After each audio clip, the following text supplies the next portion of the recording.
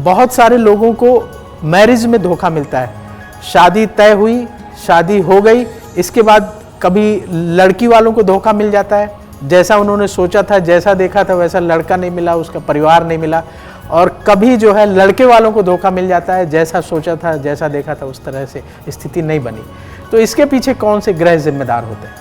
प्रवीण जी, विवाह के मामले में धोखा आजकल बहुत कॉमन है।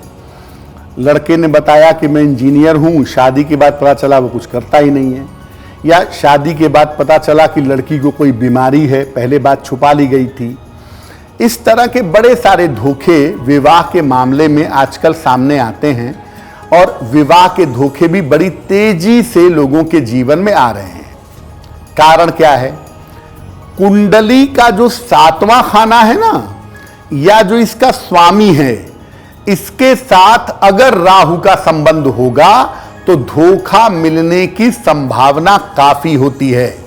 हालांकि इसका एक और सिग्निफिकेंस है कि सप्तम में राहु हो या सप्तमेश से राहु का संबंध हो तो विचित्र विवाह होता है, लेकिन धोखा मिलने की संभावना भी होती है। शुक्र की खराब स्थिति भी विवाह में धोखा करवा सकती है और ऐसे मामले में देखा गया है कि लड़का या लड़की शादीशुदा जीवन चलाने के लिए फिजिकली फिट नहीं होते हैं। गुरु चांडाल योग में भी धोखा होने का योग होता है। अगर कुंडली में बृहस्पति राहु एक साथ हैं तो उसमें भी धोखा होने की संभावना बनती है। जिनकी कुंडलियों में चंद्रमा कमजोर होता है, ऐसे लोगों को भी विवाह में धोखा मिलने की संभावना बन जाती है। यानी एक बात आपको समझ में आ गई होगी कि प्राइमरली मुख्य रूप से चंद्रमा और राहु ऐसे प्लेनेट हैं जो धोखे को जन्म देते हैं, और राहु एक ऐसा ग्रह है जो ये दिखाता है कि ये है, लेकिन जो देख करके आप जीवन में आगे बढ़ते हैं वो चीज नहीं निकलती और इस वजह से जीवन में धोखा हो जाता है। तो पंडित जी, अगर ये पता लग जाए कुंडली देख करके कि विवाह में धोखा मिल सकता है, राहु की स्थिति और जैसे आपने बताया चंद्रमा कमजोर हो, तो ऐसी दशा में क्या उपाय करना चाहिए?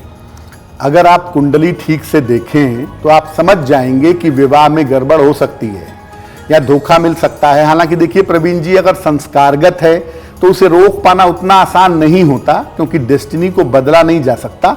कुछ उपायों से उसे बेहतर किया जा सकता है। अब अगर आपकी कुंडली में विवाह में धोखा होने की संभावना है तो क्या उपाय किए जाएंगे? सबसे पहली बात, सोच समझकर विवाह का निर्णय लीजिएगा।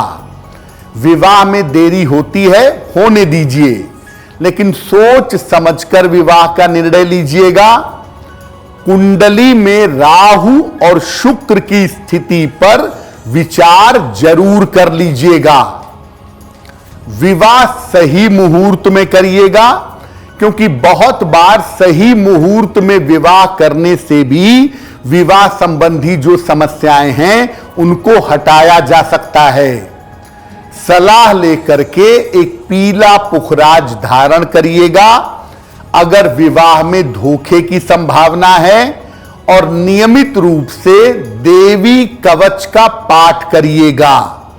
खास तौर से महिलाओं को, बालिकाओं को मैं बता दूं कि अगर आपकी कुंडली में विवाह में धोखा होने की संभावना है तो आप नियमित रूप से देवी कवच का पाठ करें, आपके लिए बहुत अच्छा रहेगा। एस्ट्रो तक ऐप पर आपको मिलेगा भविष्य से जुड़े हर सवाल का जवाब। डाउनलोड कीजिए एस्ट्रो तक ऐप और चुटकी में जुड़िए इंडिया के बेस्ट एस्ट्रोलॉजर से।